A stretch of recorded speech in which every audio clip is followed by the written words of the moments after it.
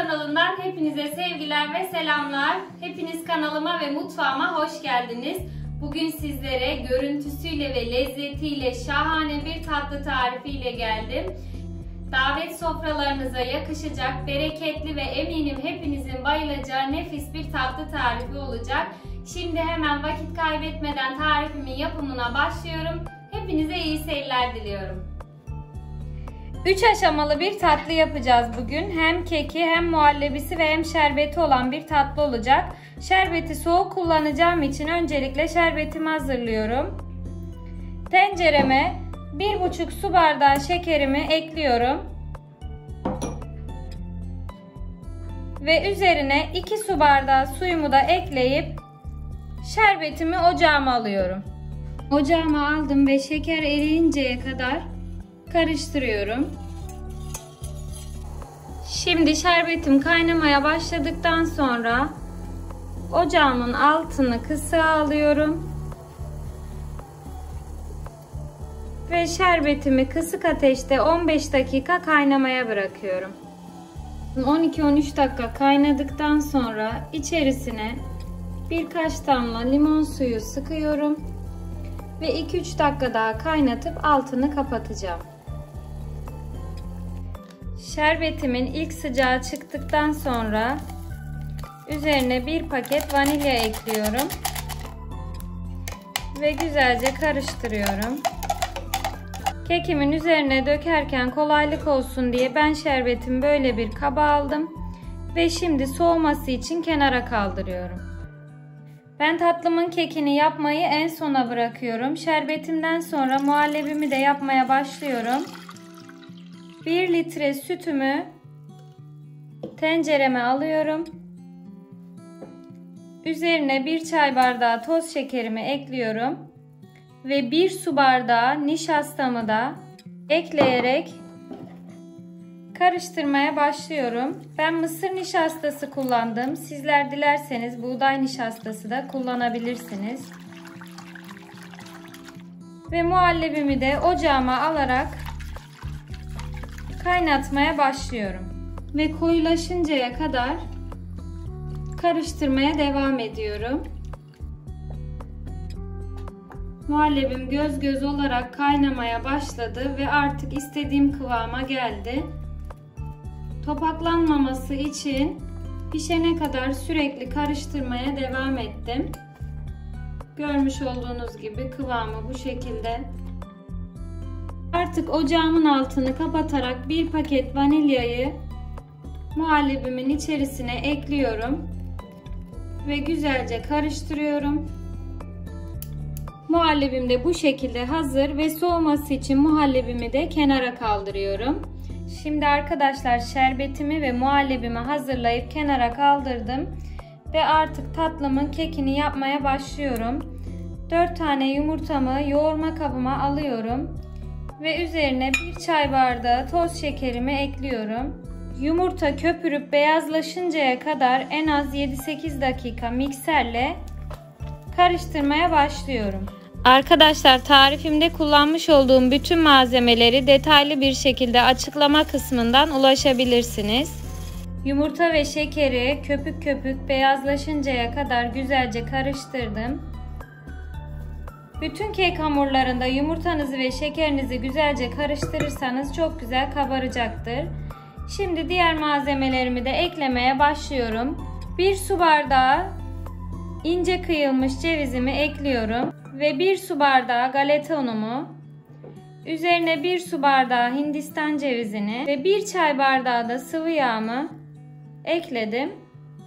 1 pakette kabartma tozunu ekledikten sonra yumurtaların havasını indirmeden bütün malzemelerimi dıştan içe doğru karıştırmaya başlıyorum.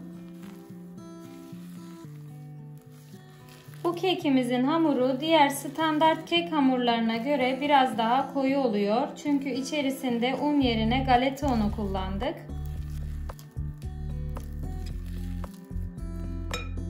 Pişirme kabımı masama aldım ve tabanını güzelce yağlıyorum. Ben tatlımı yapmak için dikdörtgen bir borcam kullandım. Ölçüleri 27'ye 40'tır.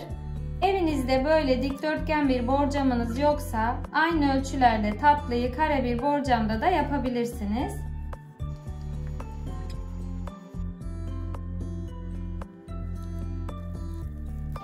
Şimdi kek harcımı pişirme kabıma aldım ve spatulamla güzelce her tarafına yayıyorum. Kek hamurumu fırın kabıma güzelce yerleştirdikten sonra önceden ısıtılmış 160 derecelik fırına pişmesi için götürüyorum. Şimdi arkadaşlar muhallebimi ocaktan aldıktan sonra böyle bir kabın içerisine boşaltmıştım. Yüzeyinin kurumaması için de bir poşetle kapattım. Muhallebim ılıdıktan sonra üzerine bir paket krem şantiyi de ekliyorum ve bir mikser yardımıyla karıştırmaya başlıyorum.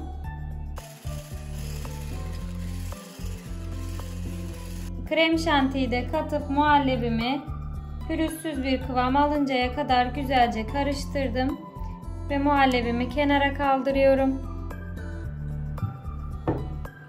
Bu arada kekimi de fırından çıkardım. Görmüş olduğunuz gibi sünger gibi pişti. Üzerine bir kürdanla ufak delikler açıyorum. Şerbeti daha güzel içerisine çekebilmesi için. Ve şerbetimi kekimle buluşturuyorum. Arkadaşlar şerbetiniz soğuk, kekiniz de sıcak olacak. Bu şekilde kek şerbeti kısa süre içerisinde çekecektir.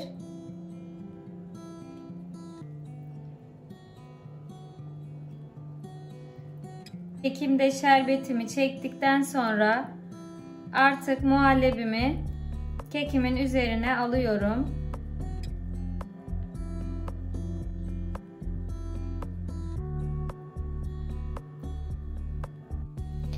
Bu tarif 3 aşamalı olduğu için zor gibi görünse de gerçekten aslında yapımı çok kolay ve çok lezzetli bir tarif oluyor.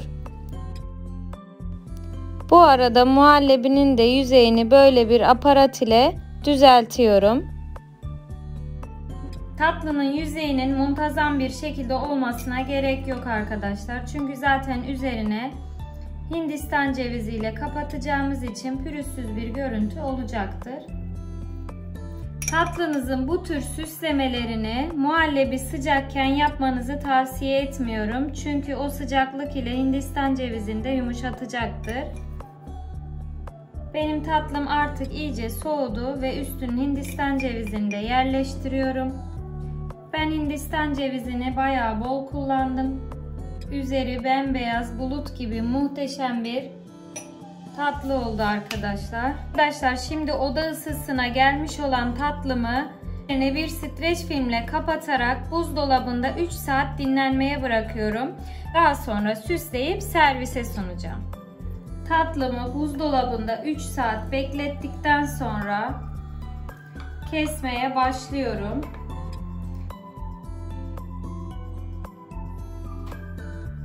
Tatlımı dilimledikten sonra üzerini süslemeye başlıyorum. Ben süslemek için toz Antep fıstığı ve nar kullanacağım. Normalde bu tatlıyı yaptığımda üzerini çilek ile süslüyorum ama şu an mevsimi olmadığı için nar kullandım. Sizler dilediğiniz malzeme ile süslemenizi yapabilirsiniz.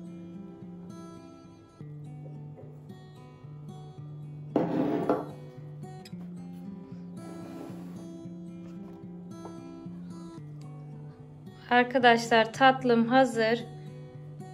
Bu tatlıyı ben yıllardır yapıyorum. Gerçekten nefis bir tatlı oluyor.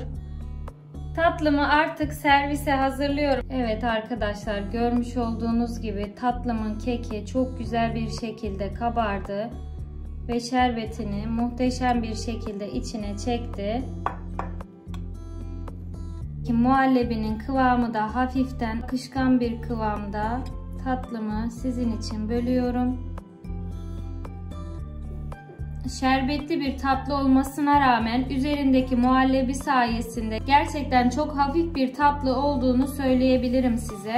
Tarifimi buraya kadar izleyip de beğendiyseniz eğer sosyal medya hesaplarınızdan paylaşarak benim daha geniş kitlelere ulaşmama yardımcı olabilirsiniz. Şimdiden hepinize teşekkür ediyorum. Ve böylece bir güzel tarifimin daha sonuna gelmiş bulunuyoruz.